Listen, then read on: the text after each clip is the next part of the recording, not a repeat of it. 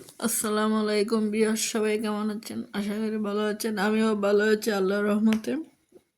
এই তো মেয়েকে নিয়ে চলে আসলাম, আজ সকালেই চলে আসলাম 10টার সময় ওর স্কুল।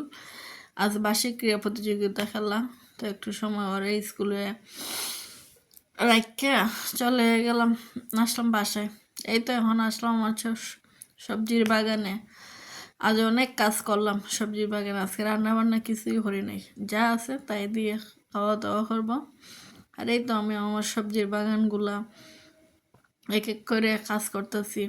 ছাদে চলে আসলাম, আর ছাদের কাজগুলোকে পরিচর্যা করতেছি। আসলে সব কিছুই ধৈর্যের দরকার, ধৈর্য ধরলে মিষ্টি মিলে। এই তো আমাদের বাসার সামনটা পরিষ্কার করতে আছে।